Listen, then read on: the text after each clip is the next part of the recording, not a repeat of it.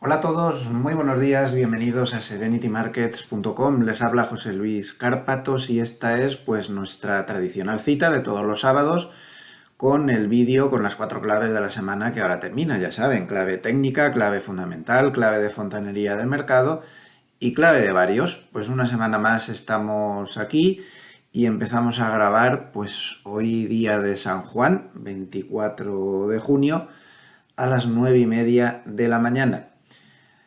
Hoy un poquito más tarde, y es que he tenido que estar fijándome qué pasaba por ahí arriba, a las 6 de la mañana. Hoy sábado, mis queridos y adorados vecinos no han dejado dormir a nadie, a las 6 de la mañana. En fin, ha sido una semana dura en el frente de guerra abierto que ya tenemos. Ha sido una semana muy dura, hemos vuelto a tener otro encontronazo de bastante envergadura y bueno, pues no sé, el caso es que a las 8 de la mañana se han largado con su furgoneta y llenos de maletas. Se habrán ido de fin de semana, se habrán ido de vacaciones, porque el año pasado se tiraron un mes de vacaciones fuera en donde vivan habitualmente, que no lo tengo yo muy claro dónde es. Pues no lo sé. El caso es, en el mejor de los casos, fin de semana de tranquilidad. En el peor de los casos, que diga, fin de semana de tranquilidad. En el mejor de los casos, pues igual tengo un mes de tranquilidad. No lo sé, ya veremos. De momento, hoy ha sido, madre mía, no han dejado dormir a nadie. Y lo que más me duele es que, bueno, ya saben que la parte canina de la familia no va muy bien y bueno, mi pobre perro pues anda con algún tipo de problema degenerativo, mental, ya por la edad que tiene, y hemos observado que esos golpes tan tremendos que se oye arriba constantemente, bueno, a ver, no es evidentemente no es el origen de la enfermedad, pero sí le empeoran muchísimo los síntomas.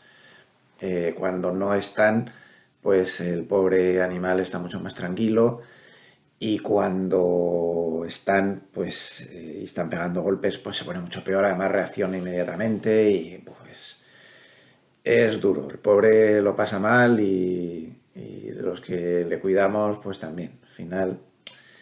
Pero bueno, vamos a ver. Ahora le están dando un tratamiento nuevo con aceite de cannabis.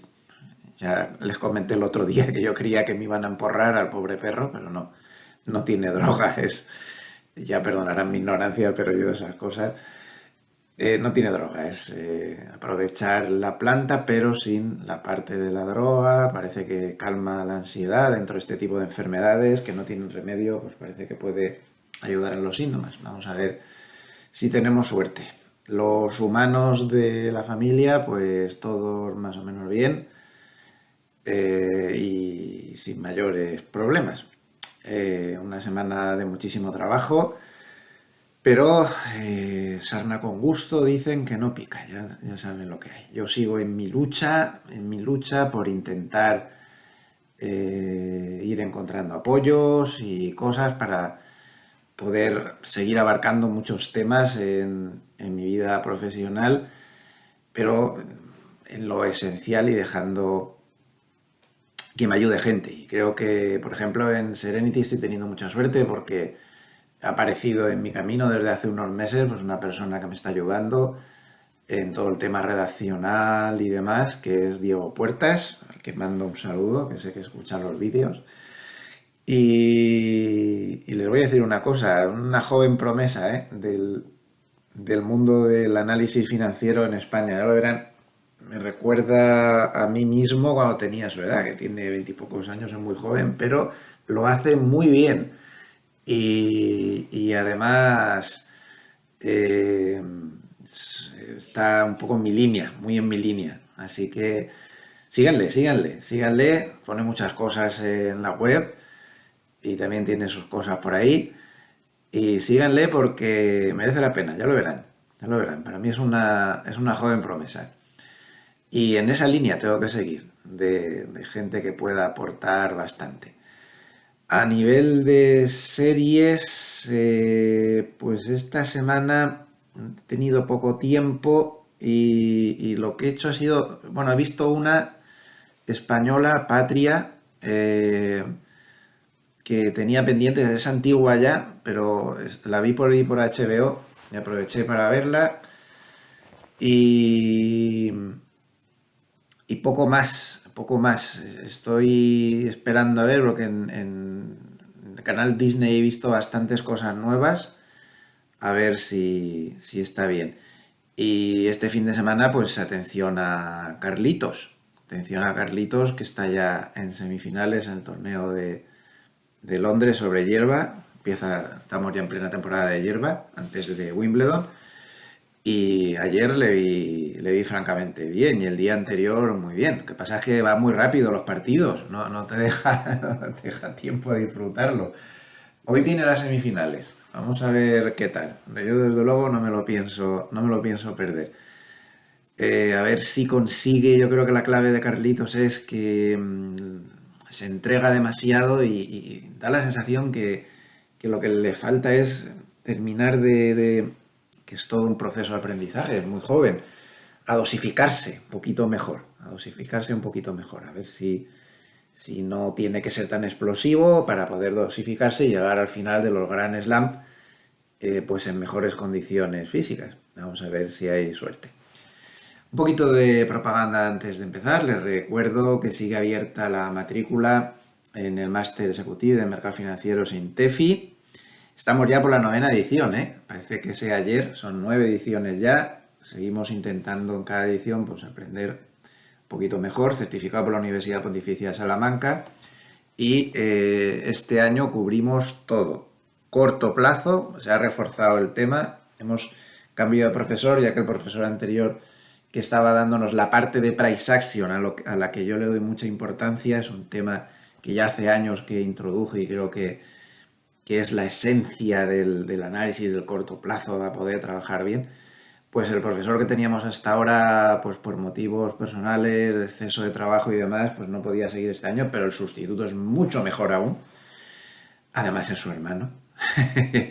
Y sabe mucho, muchísimo también sobre el tema. Y bueno, creo que ese tema lo tenemos súper bien cubierto. Yo también ya saben que doy un módulo donde hago una especie del máster dentro del máster.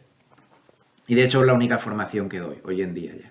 En esa selección de cosas que hago, porque no puedo ya estar en todo, pues solo doy esa asignatura bastante larga dentro del máster, de lo que se llama enfoque profesional, y formo para esto de aquí, para el título oficial de asesor financiero internacional, reconocido por la CNMV. Ya está, no doy más formación ni voy a dar, porque no tengo tiempo y tengo que hacer muchas más cosas. Así que bueno, pues ahí está. Y también pues recordarles que si se van a gloversiasicaf.com, ahí tienen todas las formas de poder contactar con nosotros.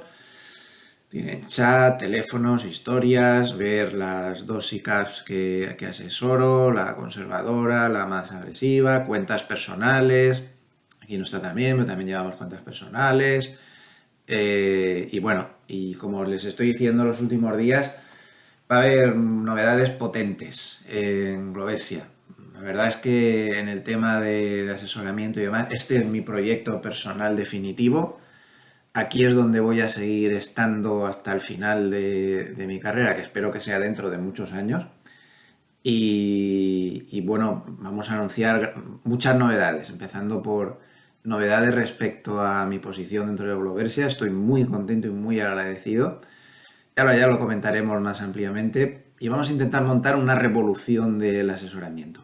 Se me ha metido entre ceja y ceja que hay que abrir la ventana del asesoramiento. Está bien, pues lo clásico, pues yo qué sé, seleccionar unas acciones y que suban o que no suban. Vamos a ir mucho más allá de las nuevas formas alternativas de inversión, en diferentes productos, en cosas que no están de moda y que nadie las toca. Vamos a abrir el abanico mucho.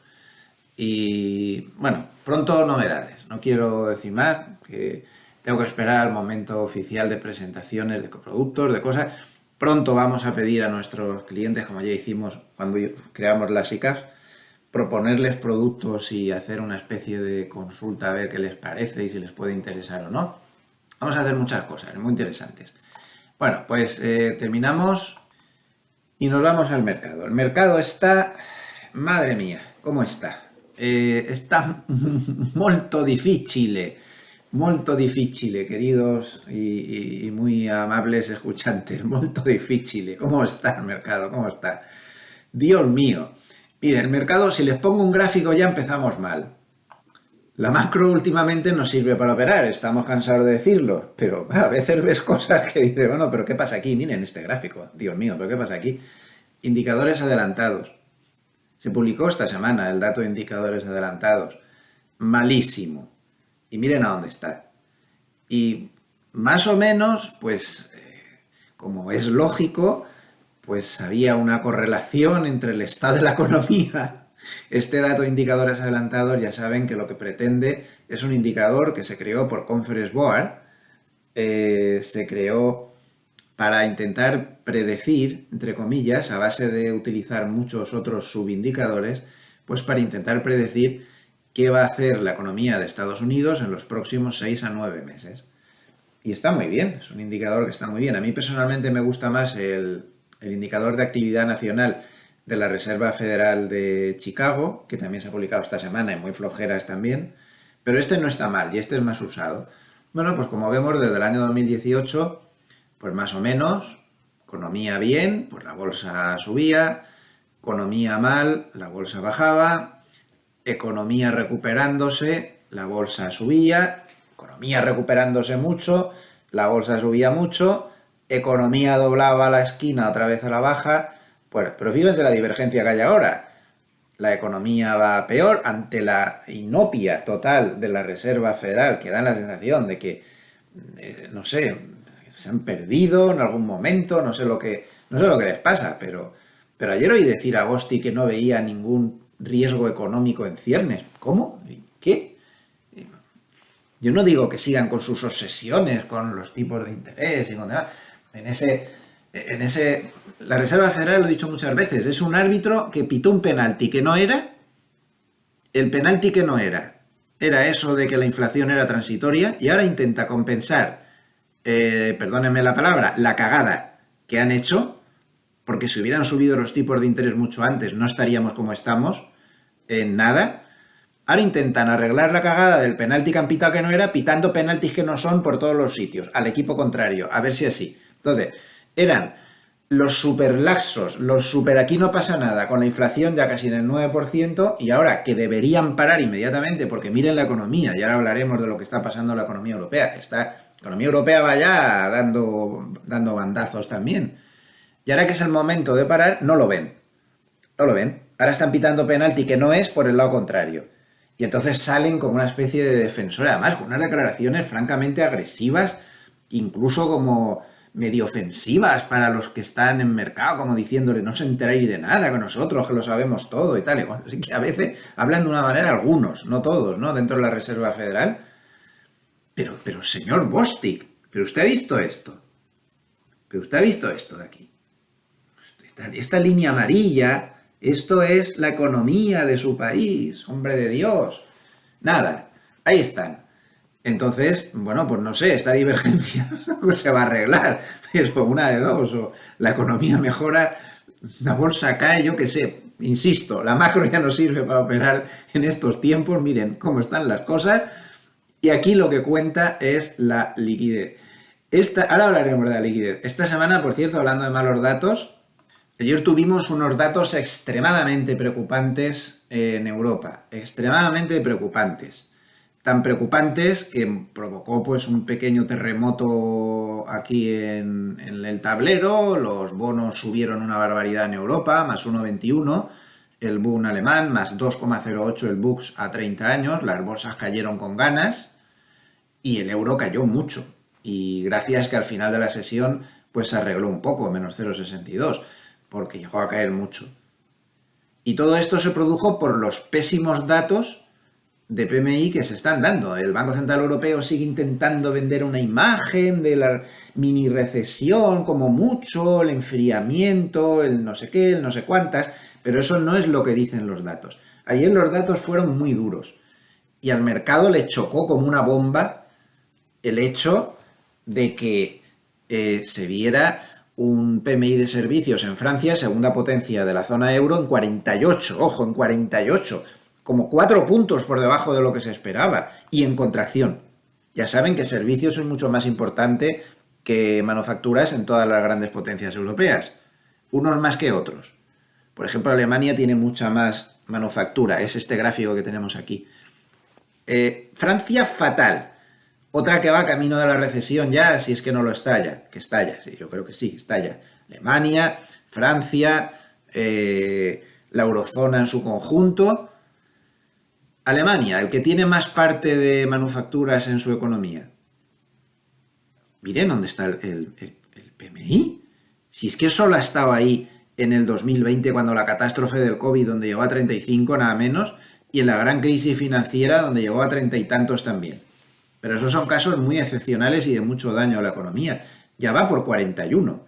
Se considera, no de forma oficial, pero sí de forma oficiosa, que por debajo de 42 ya es una recesión fuerte.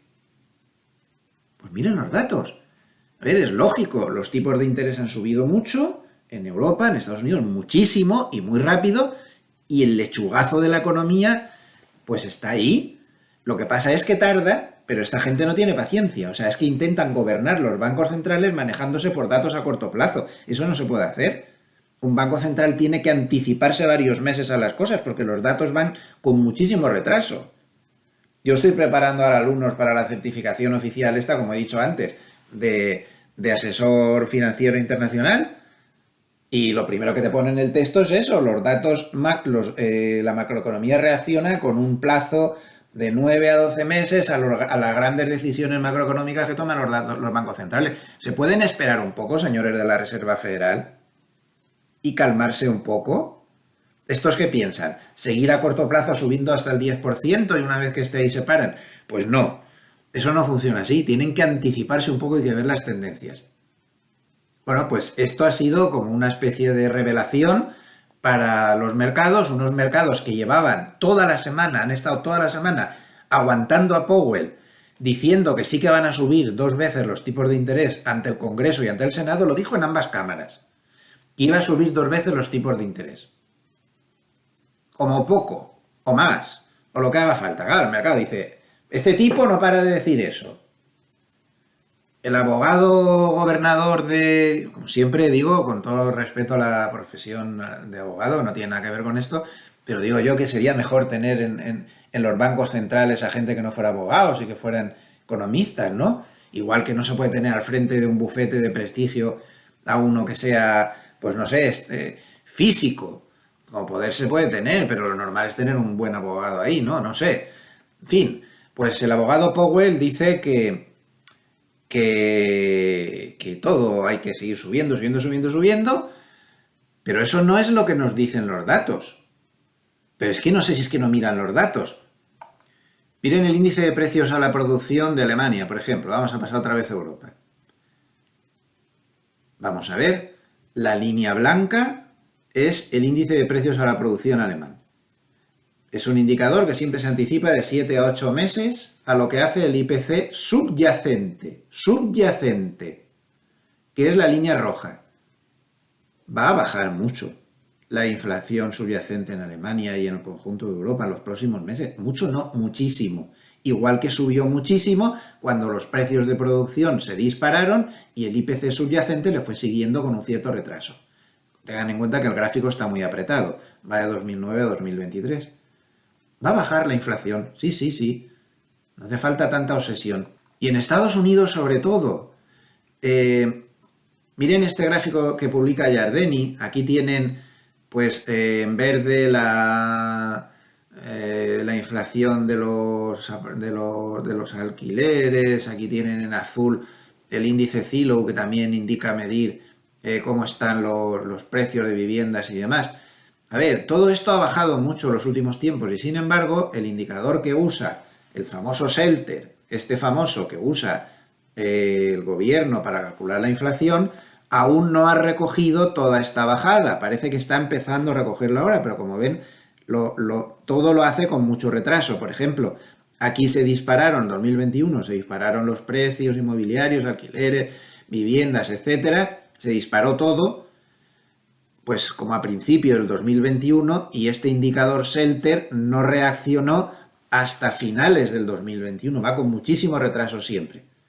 Ahora lleva ya pues casi un retraso de un año entero. Empieza a reaccionar ahora, pero es que esto es así, siempre va así. Tengan en cuenta que ellos calculan la inflación preguntándole a los propietarios de las viviendas en cuánto estarían dispuestos a alquilar su propia casa, sin muebles, para ellos mismos, si fueran ellos mismos los que fueran a ocupar la vivienda. Esto es una pregunta bastante inexacta y además les preguntan cada 6 meses, porque no van a cambiar de opinión demasiado deprisa. Total, que el dato va extremadamente lento.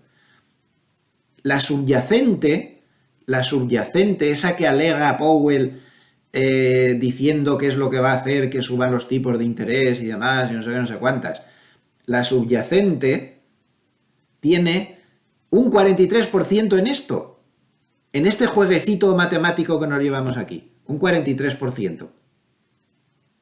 Y esto está condenado a caer. Aunque ahora esté repuntando otra vez todo esto, que aquí no está recogido, da igual, pero es que tiene que recoger toda la caída. Entonces, eso es el 43% de la subyacente. Y luego, otro componente importante es la partida de coches usados. El índice Manheim de precios de coches usados nos dice que se están cayendo los precios a toda velocidad este mes pasado y este mes también. Esas dos partidas son la gran parte de la inflación subyacente. La inflación de servicios tan denostada, que qué mal iba, les recuerdo que ha bajado muchísimo, nos lo dijo el último ISM de servicios. Ayer, en el PMI de servicios, que se publicó en Estados Unidos, también se veía cómo la partida de precios pagados estaba bajando mucho. Es todo humo, es todo un cuento, nos están intentando engañar. El amigo Powell nos está intentando colar un gol. Es todo postureo político. Vuelvo a recordar lo que ya dije en semanas anteriores, que David Rosenberg se molestó en ver en hemeroteca qué había pasado cada vez que la Reserva Federal, tras una subida de tipos, hacía una pausa, aunque ellos evitan decir la palabra pausa. Y demostró que históricamente la Reserva Federal siempre hace lo mismo. En la reunión en la que dice que va a hacer la pausa, se pone extremadamente agresiva diciendo que, vale, que hago una pausa, pero que en la próxima verás tú, os voy a dar hasta el carnet de identidad. Y luego se pasa varios meses amenazando con más subidas. Esa es la pauta histórica y se está volviendo a repetir y seguramente se volverá a repetir. Y siguen así, varios meses amenazando con subidas, y entonces un día la bajan, además casi por sorpresa. Esa es la pauta histórica y no sé por qué no se tiene que volver a repetir ahora. Así que cuidado, porque francamente creo y estoy absolutamente convencido de que no debe quedar mucha subida de tipos. No sé si quedará ninguna o una, yo me inclino más por ninguna. En este momento me inclino más por ninguna.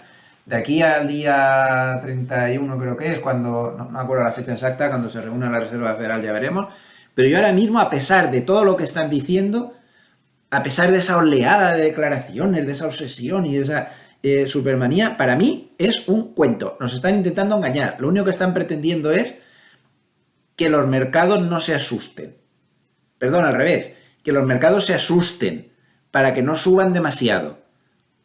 Porque piensan que eso podría provocar que las condiciones financieras volvieran a ser demasiado laxas. Ya está, les están engañando.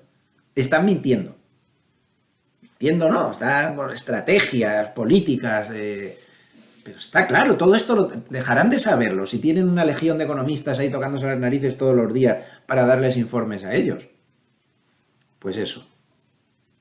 Otro gráfico más sobre el numerito de la inflación. Perspectivas de inflación en Estados Unidos, según la Universidad de Michigan. Miren ya por dónde va. Nivel menor desde el año 2021. Ustedes mismos. Pero, a pesar de esto, la economía no sirve para medir el mercado actual. Solo hay una cosa que sirva, como estoy defendiendo las últimas semanas. Y esta cosa es la liquidez. Todo el mundo me pregunta que de qué manera se puede controlar la liquidez. Pues como es difícil, no se preocupen, que todas las semanas yo intento sacar el gráfico de cómo va la liquidez. Y aquí lo tenemos una semana más, en este caso de Financial Times. Corrección de esta semana, la liquidez ha bajado. Ya está. Esto es lo que guía al mercado. El mercado ya no hace caso de la macro, no confía en nada en la Reserva Federal, no se cree nada de lo que dice, ni el que asola manteca hoy en día se cree nada de la Reserva Federal, ni tampoco el Banco Central Europeo, ni de nadie. No se cree nada de nadie. Pero aquí está la clave, la liquidez baja, el mercado se para o cae. ¿Esto quiere decir que estamos entrando en un proceso? No. Simplemente que esto va dando bandazos, la liquidez va dando bandazos y ahora está dando un bandazo a la baja. Y eso nos ha frenado, además de otras cosas que ahora analizaremos. Eso nos ha frenado. La liquidez es la clave. Aquí tienen el gráfico oficial, liquidez en descenso, y esto pues se ha frenado. Aquí es que está muy apretado, no se ve bien, pero bueno, ahí está la bajada. Es que la bajada, claro, tampoco es tan importante la bajada que hemos tenido, la corrección que hemos tenido. Pero a pesar de ser una semana de bajadas, la que hemos tenido, es una semana muy flojeras. Primero, en gráfico semanal no vemos nada. Técnicamente hablando, con el método que seguimos, que sí nos sirve para estar siempre esto, nada. Un mosquito que ha pasado por ahí es esta corrección. Ni siquiera el RSI en semanal ha salido de 60, que es nuestra señal de alarma. En velas y Kenasi ni se ve. Sigue estando el soporte en 4200 a la altura de la media de 100. Y es pues una simple corrección. Y el SAR ni les cuento. El SAR no va a saltar ni de broma. Por lo tanto, todo sigue igual. Pequeña corrección sin mayor historia. Si nos vamos al gráfico de días, pequeña corrección sin historia, ni siquiera el RSI ha salido de la zona de 60, que es donde empieza el peligro, y ni siquiera se ha acercado al soporte importante que está en 4.314 a la altura del Kijun. Y mucha gente me pregunta, ¿y eso del Kijun que nombras tanto qué es? Porque hay mucha gente que no conoce Ichimoku. Yo les invito a que lo conozcan. Hay muchísimo material por internet para verlo, muy interesante. Yo de Ichimoku me quedo solo con dos líneas. Ichimoku tiene, el complejo Ichimoku tiene 4 líneas. La nube, el Kijun, que es esta de aquí, el Tenkan, que yo no lo tengo puesto, y el Chinkou, que es una línea retrasada que no lo tengo puesto. Entonces, no quiero perder tiempo ahora explicando eso, porque ya digo que hay muchísimo material en internet que lo van a ver en pocos minutos esto cómo funciona. Yo me quedo solo con la nube y con el Kijun, que es esta línea negra. Bueno, pues vamos a preguntarle al ChatGPT, que para eso está, ¿no? A ver qué es eso del Kijun. Pues como ven, el Kijun es una de las líneas que componen el Ichimoku Kinko-hyo, que es el complejo Ichimoku, como les acabo de decir. Y el Kijun representa una línea de base que se calcula tomando, atención, la suma del máximo más alto y el mínimo más bajo durante los últimos 26 periodos. Bueno, yo lo tengo esto un poco más acelerado. Como ya he comentado en otros vídeos, tómense nota de que todos estos ejemplos que estamos poniendo, yo tengo un Ichimoku más acelerado, que en lugar de 9, 26 y 52, tengo 7, 22 y 44. Entonces el Kijun no se calcula en 26 periodos, sino en 22. Yo lo llevo un poco más acelerado. Bueno, pues volvemos al ChatGPT. Dice, entonces, toma la suma del máximo más alto y el mínimo más bajo durante los últimos 22 periodos en lugar de 26 y divide esa suma por 2. Fíjense qué sencillo. Entonces lo que está haciendo es, toma el más alto de las últimas 26 velas, que es este de aquí sin ninguna duda, y el más bajo, pues no sé, que estará como por ahí.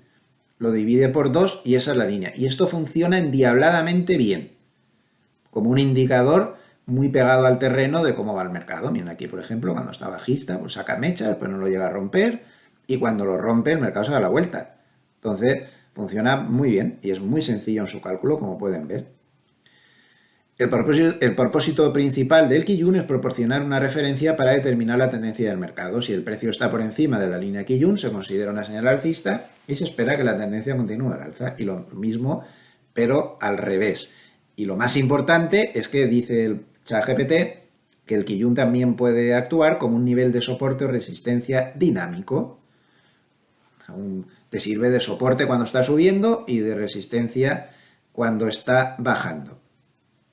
Y nada, y luego te dice que el complejo Ichimoku pues tiene otras líneas. Bueno, pues por lo tanto, correccioncilla sin importancia, sin ninguna relevancia técnica y por lo tanto todo sigue completamente alcista. Es lo que hay. El mercado no sube en línea recta. Alguna vez tenía que corregir. Así que ahí se queda. No hay nada más al respecto. Volvamos a este gráfico. A pesar de la semana, como vemos, un poco torcidilla que hemos tenido, miren lo que han hecho los hedge funds. Han ido al revés. Silenciosamente han cerrado cortos a mansalva. Miren ya por dónde van los cortos.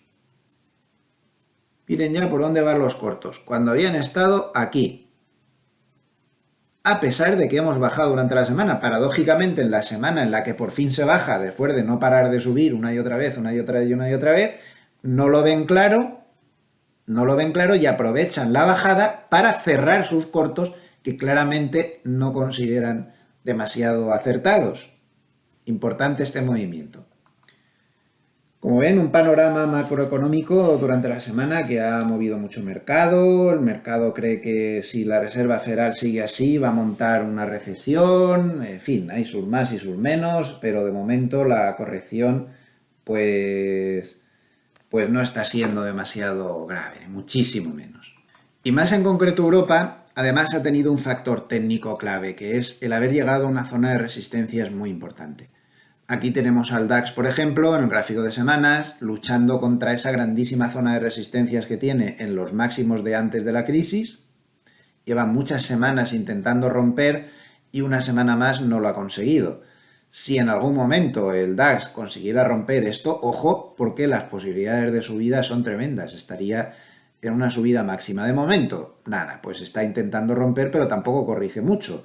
Nos preocuparíamos si empieza a moverse por debajo del Kijun, es decir, moverse claramente por debajo del 15.600. Solo nos preocuparíamos, ni se me ocurriría a mí abrir cortos contra tendencia, y con soportes por todos los sitios, pero sí sería a lo mejor para alguien que hubiera acertado todo el movimiento al alza, pues pensarse si toma beneficios de momento. Ahí además muchísimo soporte, más aquí tiene otro, la media de 100, tiene un montón de soportes ahora mismo.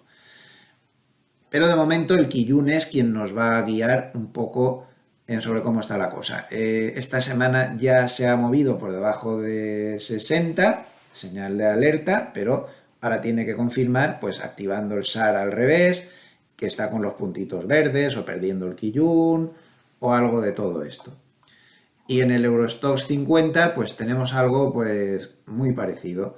También luchando, prácticamente el gráfico es calcado, también luchando por romper esos máximos de la tendencia anterior. No lo consigue, se atasca una y otra vez ahí, también lleva muchas semanas, pero tampoco la corrección es demasiado grave ni nada de todo eso. La zona de peligro estaría aquí, a la altura del Kijun, que está en 4.190. El oro ha sido el que más ha defraudado durante la semana. Fíjense cómo se ha comido literalmente esa super resistencia que tiene ahí en el entorno de 2072, ahí se paró en el 2020, ahí se paró en el 2022, ahí se ha vuelto a parar una vez más. Absolutamente desesperante ese nivel de resistencia. Y ahora, en esta semana, ya está perdiendo el Kijun, mala señal es esa, ha aparecido una primera bola roja del SAR y el RSI se ha metido por abajo de 60, así que alerta máxima. De momento solo alerta máxima, pero empieza a no pintar muy bien. Y el petróleo también ha tenido movimientos muy destacables. Y como vemos, el petróleo está totalmente bajista, está en tendencia bajista, por debajo de la nube. El RSI hace muchísimo tiempo que se ha metido por ahí. Y ahora lo único que le mantiene en pie es que en semanas, como vemos, pues está otra vez a la altura de la media de 200. Ni les cuento el peligro técnico que tiene, como pierda la zona 62 o así, que podría ser el filtro que le podríamos dar a la media de 200.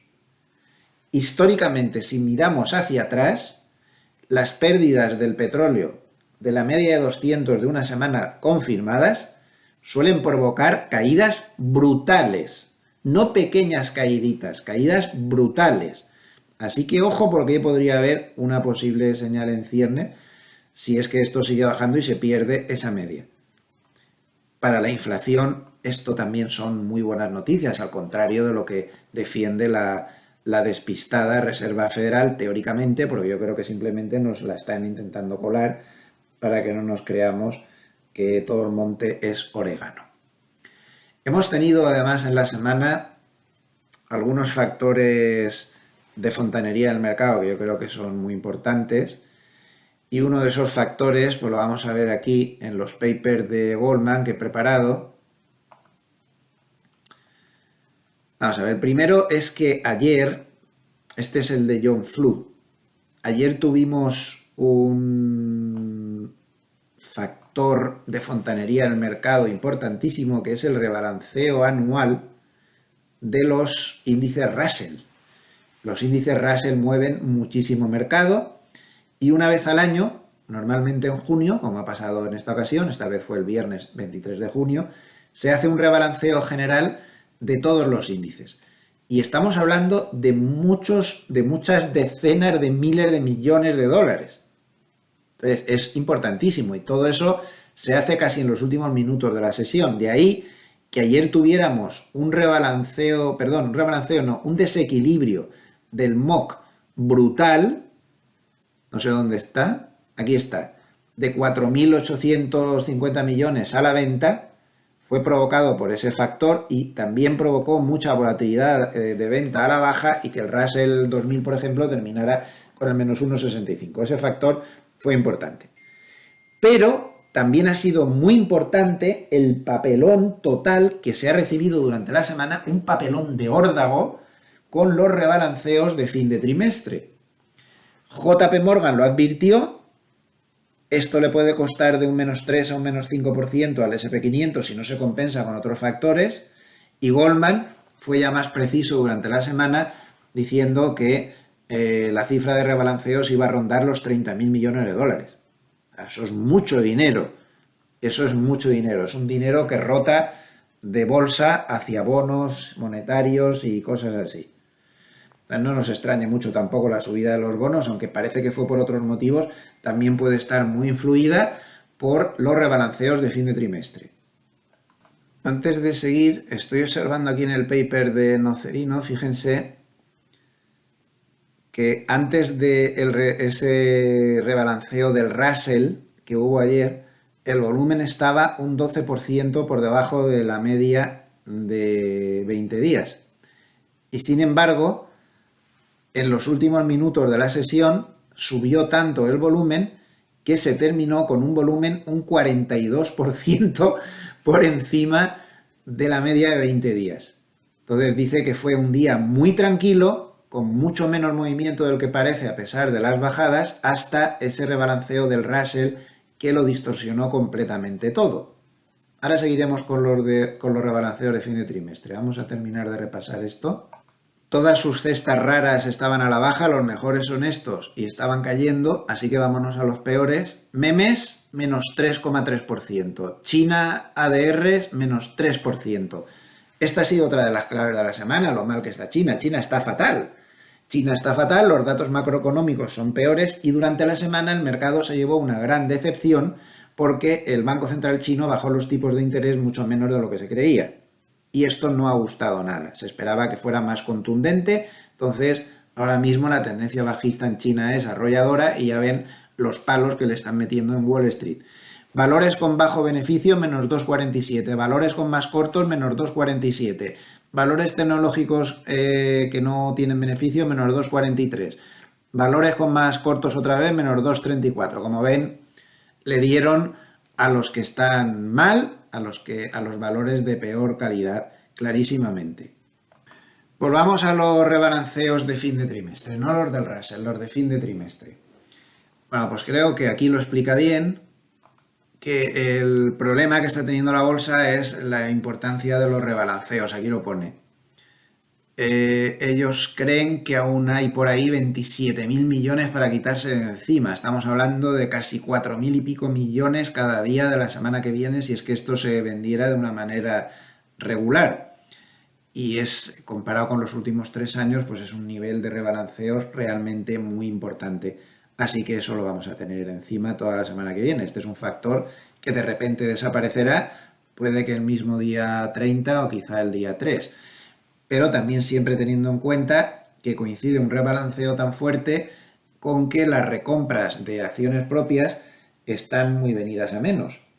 Y en este caso, pues no se compensa. En otras ocasiones los rebalanceos de fin de trimestre se podrían compensar a lo mejor con otras cosas, pero en este caso el gran valedor, que suele ser las recompras de acciones propias, están desactivadas completamente. Prácticamente ya el 80% de las compañías ya no están haciendo recompras de acciones propias. A toda esta compleja situación le tenemos que añadir algo que está pasando en las últimas horas, algo muy importante que está pasando en las últimas horas, y es esa especie de, no sé si llamarlo golpe de Estado, intento de golpe de Estado o intento de rebelión, o no sé muy bien qué es lo que está pasando en Rusia. A ver, los factores políticos no suelen influir mucho en bolsa, pero este factor político sí. Este factor político sí puede influir mucho en bolsa, me explico. Parece que hay una rebelión con el grupo ese de mercenarios, no entiendo muy bien el lío que hay en el ejército ruso, pero hay un grupo de mercenarios, el Wagner ese, que está ahí metido dentro del ejército ruso, que se ha rebelado contra el propio ejército ruso. Las noticias que tengo ahora, antes de ponerme a grabar el vídeo, eran que están marchando hacia Moscú con un ejército de 25.000 hombres. No sé, da la sensación que es una especie de golpe de Estado, si es que no es un golpe de Estado, no sé muy bien. Putin también había hecho unas declaraciones esta mañana llamándole traidor y no sé qué, y que lo pagarán muy caro, el de los Wagner y todos los que están con los Wagner. Vamos a ver qué pasa con este lío, porque la clave está en que lo que pase con este lío, los problemas internos de Rusia no deberían mover mercado, pero claro, el problema está en que Rusia ha invadido Ucrania. Entonces, lo que pase con esa rebelión podría influir mucho en el devenir de la guerra de Ucrania de una manera o de otra. No sé, vamos a ponernos en el caso, yo qué sé, no tengo ni idea de este tema político. Imagínense que Putin se va con todo este lío. Y entonces los que llegan paran la guerra de Ucrania. Ni les cuento si ahora eso pasa durante el fin de semana, el lunes el subidón que tendríamos en las bolsas. Podríamos hablar de una subida, no sé, de un 5, un 6, un 7% en un solo día, una barbaridad. O al revés, que pasa no sé qué y entonces el que está ahora en el poder o el mismo Putin, después de la rebelión de no sé qué, decide dar un golpe de efecto y suelta una bomba de esas nucleares de baja potencia, no sé cómo se llama eso, una bomba sucia, no sé cómo se llama eso, y se monta la de Dios es Cristo.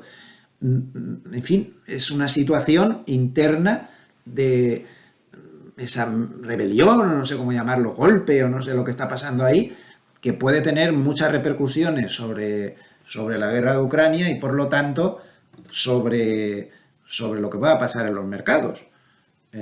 O nada, o puede que no pase nada en absoluto, no lo sé, pero es algo potencialmente, simplemente lo que quiero decir es que es algo potencialmente a seguir.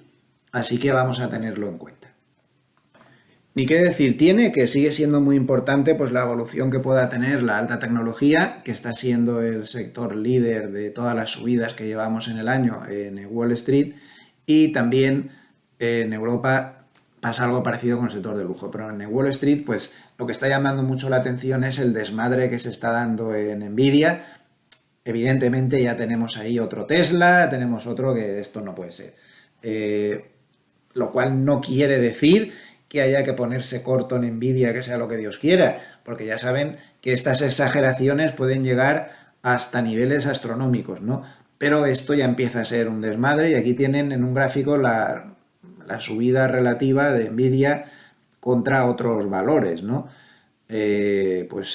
Más 70, más 47 AMD, valores así más o menos del mismo estilo. Lo de Nvidia empieza a ser pues muy exagerado. Todo es bastante exagerado, pero lo de Nvidia especialmente es tremendamente exagerado. Los ratios de la compañía ya son sinceramente absurdos. por mucho potencial que tenga o que deje de tener, los ratios ya son completamente absurdos. Esto es una clave con la que hay que empezar ya a manejarse. En los mercados de opciones, que son los mercados donde se guisa el bacalao, esto es muy importante, yo por eso tengo mucho interés en poner en marcha estrategias con opciones a nivel profesional serio y que se pueda beneficiar la gente. Esto aquí es donde se parte el bacalao, ¿eh? Está clarísimo. Bueno, pues los call empiezan a subir, pero si consideramos los call menos los puts, perdón, los calls comprados menos los calls vendidos por clientes particulares, vemos que estamos en un nivel muy alto, el nivel más alto desde principios del 2022, pero muy lejos de los excesos que se vieron en el año 2021. Tengan en cuenta que este gráfico es solo de particulares, de pequeños inversores, porque solamente cuentan aquellas operaciones que se hacen con 10 contratos de opciones o menos. Aquí la mano fuerte entra con mucho más. Entonces, como vemos, porque se está diciendo mucho que los particulares están muy lanzados otra vez, sí, de hecho, están en una postura, en su postura más alcista, no como dicen las encuestas, que no me fío mucho de ellas, sino en real, esto es dinero que están invirtiendo realmente, pues efectivamente, están con una posición alcista en este momento que la han subido muy rápida, pues al mejor nivel desde principios del 2022, desde antes de la crisis, pero no es una postura extrema para lo que se gasta en los últimos tiempos. Fíjense hasta dónde llegó esto. Pero desde luego es un hecho que sí, que ese sentimiento del consumidor ahora está mucho más alto. Pero quería ponerlo en perspectiva, porque vemos las encuestas de la Asociación Americana de Inversores Individuales y nos da la sensación de que esto es mucho más. Es importante, pero no es extremo. También quería mostrarles un gráfico curioso. Este gráfico de Bespoke pone, fíjense, lo que pasa en la primera media hora de las sesiones, desde que empezó la crisis a principios del 2022, que sería la línea azul, lo que pasa en la primera media hora, como ven, ahí está toda la caída. En la primera media hora de las sesiones. Lo que ha hecho el SP500 está en verde y toda la caída está en la primera media hora. Sin embargo, fíjense, en la última hora, que es la línea roja, no ha pasado nada. No ha pasado nada. Está en el mismo sitio que estaba y sin haber caído, ni subido, ni nada demasiado. Está más o menos quieto.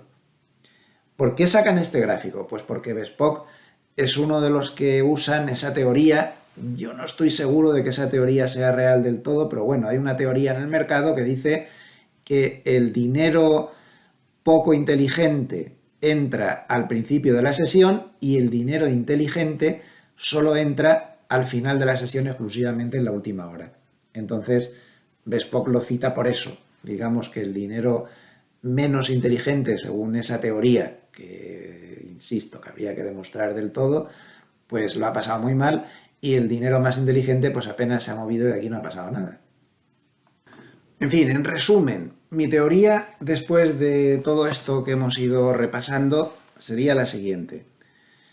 La inflación va camino de no ser un problema. O sea, para mí la inflación ya no es un problema en Estados Unidos, por mucho que se empeñen en decir que sí. Creo que están cometiendo el mismo error que cuando decían que no pasaba nada y sí que pasaba, pues ahora es al revés. Yo creo que la inflación ha dejado de ser un problema en Estados Unidos y esa subyacente un poco alta va a bajar bastante en los próximos tiempos. Por lo tanto, mi apuesta es a que Estados Unidos no va a subir los tipos de interés. Si los sube, para mí será un error de política monetaria y forzaría a que el mercado sí que tuviera una mayor corrección, pero estoy seguro, absolutamente seguro, de que pasarían a las bajadas de tipos de interés a toda velocidad. Creo sinceramente que cometer excesos ahora lo que haría sería que empezaran las bajadas de tipos mucho antes y no sé yo qué sería mejor para los mercados. Esto se ha oído decir a algún analista serio esta semana, que veía peor mantener los tipos tan altos durante mucho tiempo que hubiera alguna subida más que provocara ya el cataclás y entonces tuvieran que bajar los tipos más deprisa, y creo que tenía toda la razón. Pablo Gil lo dijo sin ir más lejos, está en el Twitch de Torchamito, se lo oí decir esta semana y creo que tiene toda la razón. Así que creo que por ahí van los tiros. También creo que posiblemente la inflación en Europa, a pesar de que está mucho más difícil, también tienda a calmarse y, en fin, creo que el final del ciclo de subida de tipos de interés podría estar más cerca. Si me equivoco, pues ojo, porque si las subidas de tipos van a seguir siendo muy fuertes, el mercado va a sufrir mucho.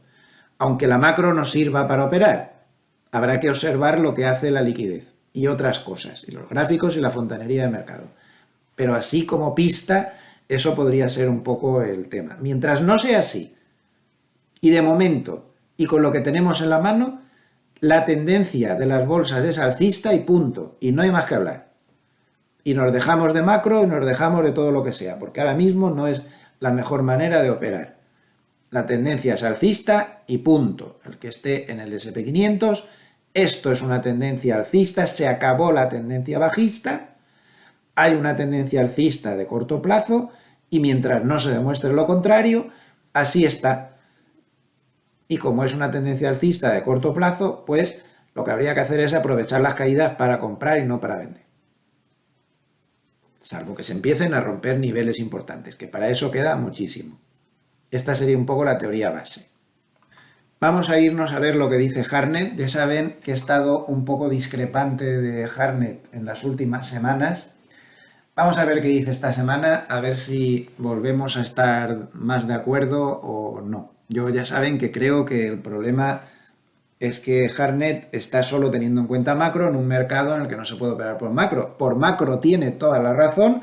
Si el mercado estuviera funcionando como hacía habitualmente antes en función de la macro, habría acertado plenamente, pero como no lo está haciendo, pues lo que no se puede hacer es uno aferrarse a las cosas. Entonces, por ahí hemos estado con discrepancias, siempre teniendo en cuenta que él es un gran maestro, yo no soy absolutamente nadie aquí en mi casa haciendo lo que puedo, ¿de acuerdo? Eso que quede bien claro. Bueno, vamos a ver qué dice Hartnett.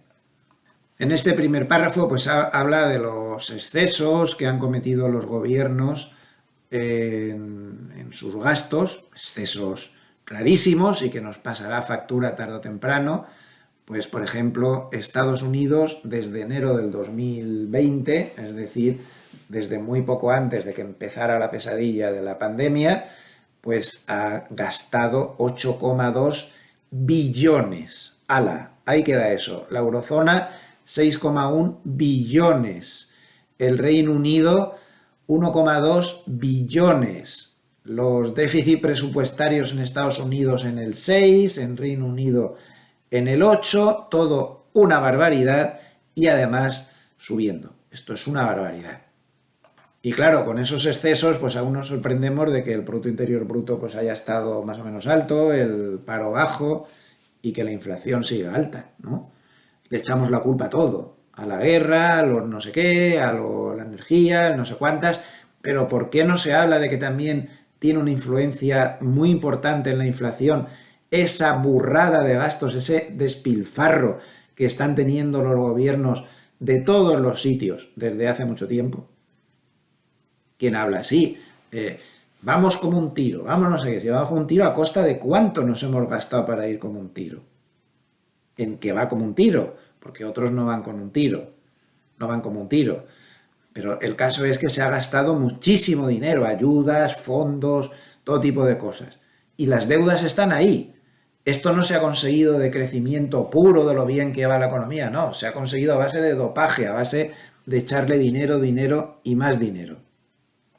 Aquí habla de lo que han hecho los bancos centrales, 88 subidas, nada menos en lo que va de año por parte de los bancos centrales y tan solo 17 bajadas. Dice que todas las bajadas están en países emergentes, en países desarrollados solo ha habido subidas, 88 subidas en total, nada menos. Dice que se llevan 470 subidas de tipos en los pasados 2 años, mientras que en la crisis de Lehman lo que se dieron fueron 1.202 bajadas de tipos. Bastante interesante esta retrospectiva histórica que nos hace Hartnett. Por cierto, que ahora que veo que nombra al Banco de Inglaterra, hay que dejar claro también que una de las claves de la semana fue la dura inflación de Reino Unido, que no termina de embridarse, y cómo esta semana el Banco de Inglaterra subió los tipos de interés 50 puntos básicos, el doble de lo que se esperaba. Y ahí pues sí que esto ha causado bastantes problemas en los mercados. Su indicador Bull and Bear no nos está diciendo gran cosa últimamente. Como podemos ver, se ha limitado a bajar de 3,6 a 3,4 esta semana. Está ahí una zona, lleva muchas semanas anclado ahí. Ya saben que este indicador solo da señal cuando se mueve por debajo de 2. Y se ponen las cosas feas cuando se va a la zona roja, pero no visita la zona roja desde hace mucho. Los flujos semanales, tenemos 5.400 millones de dólares de entradas en bonos, está entrando mucho dinero en bonos, 1.000 millones de dólares de salida de oro, eso es mucha salida. El oro se mueve con cifras bastante más bajas que el resto de parámetros, y 1.000 millones de salidas de oro son muchas, mal asunto. Y 5.000 millones de dólares de salida de bolsa. E igualmente 13.900 millones de dólares de salida de cash. En lo que va de año, ojo, 786.000 millones de dólares en entradas en cash, 113.000 millones de dólares en entrada de bonos corporativos con grado de inversión, es decir, de bonos buenos, de bonos con rating alto, y ya a mucha distancia, 40.000 millones de dólares de entrada en bolsa, de las cuales 16.000 a tecnología, por cierto, y salidas de 12.000 millones de dólares de bonos de alta rentabilidad y de bonos emergentes. Miren lo que está pasando en Europa.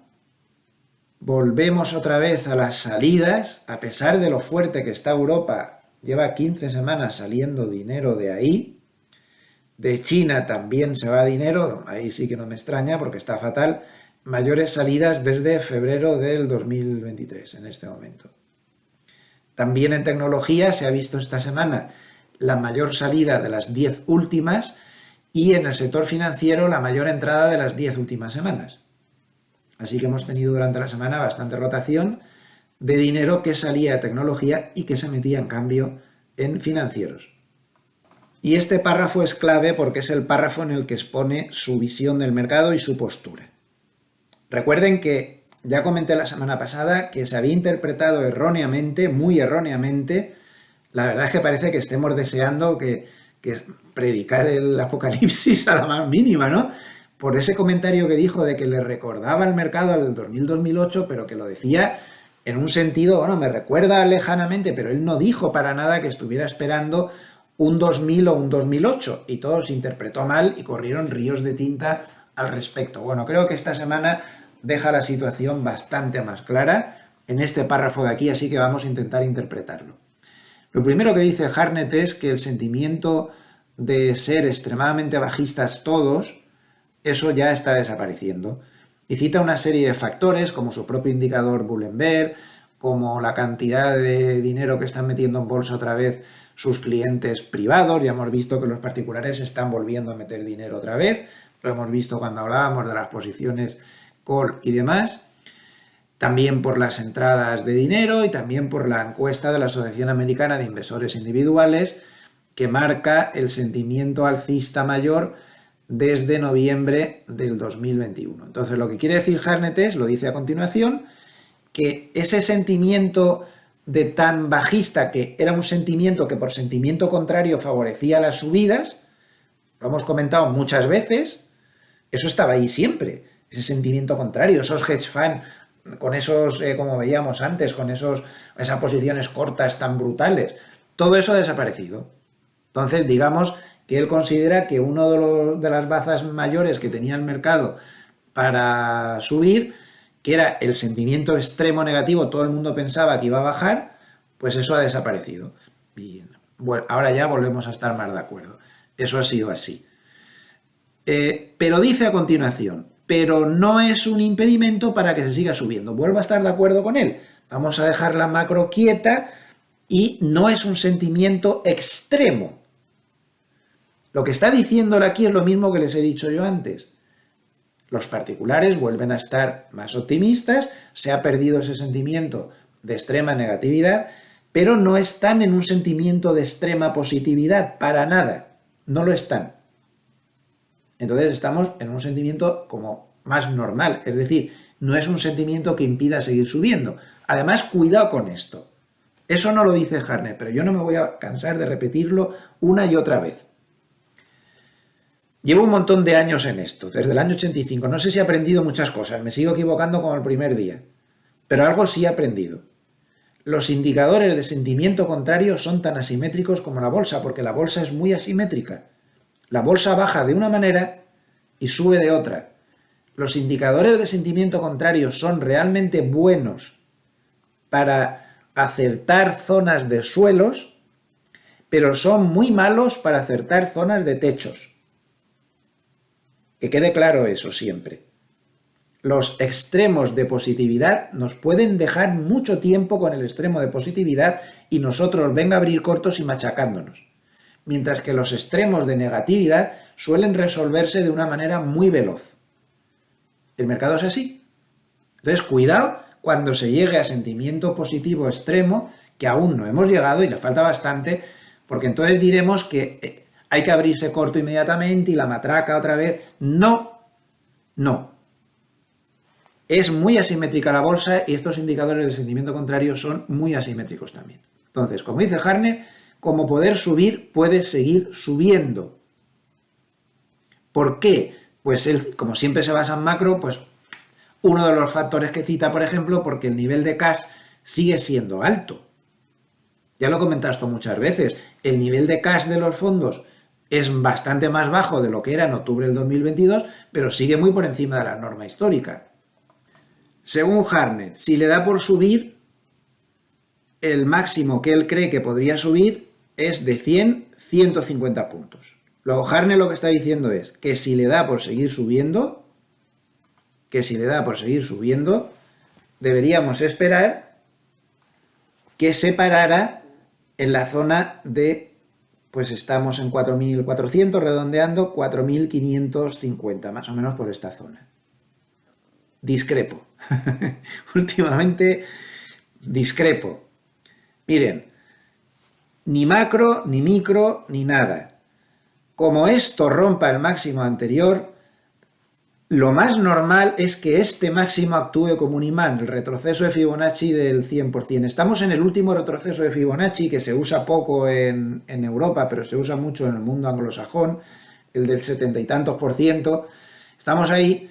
Si rompe esto, tiene una pequeña resistencia ahí, pero corre peligro de terminar en 4.800. Y ahí ya palabras mayores. Entonces yo diría que el rango posible, porque él está hablando ya para todo el verano, el rango posible de posibles subidas se para aquí. Yo no veo por qué exactamente. Para mí puede llegar un poco más arriba. Y luego por debajo, dice que el rango estaría hasta 300 puntos por debajo en lo que queda de verano. Entonces, Hartnett no está pronosticando un 2000 ni un 2008 para nada, pero para nada en absoluto. Lo que está pronosticando es un rango. Si le quitamos 300 puntos sería 4.100, pues entre aquí más o menos. Como ven, eso no nos rompería la tendencia para nada, aunque se fuera a la parte baja del rango. Estaríamos pues por aquí, en esta zona, aún medio luchando con la media de 100, que solo estaría un poquito más arriba, con el Kijun, nada más que eso. Y por arriba, pues según él, 4.550, 4.600. Como vemos, de momento, que ya claro, nos tendríamos que ir un poco más para acá, pero de momento ni siquiera amenazaría la directriz alcista. Pero claro, si nos tenemos que ir al resto del verano, perdón, que le ha movido la directriz, ahí ya sí, porque en agosto, bueno, tampoco se crean, porque al final, a finales de agosto, la directriz alcista estaría en 4.190, una caída hasta por aquí, no estaría claro si la está perdiendo. No, ya ven que se limita a decir eso, un rango entre más o menos esta zona y más o menos esta zona. Ese es el pronóstico de Hartnett para el verano. No está pronosticando un 2000 ni 2008, al menos hasta finales del verano. Y para eso queda bastante. Y para mí muy importante lo que deja caer en el siguiente párrafo, y vuelvo a estar totalmente de acuerdo con él en esto, sí.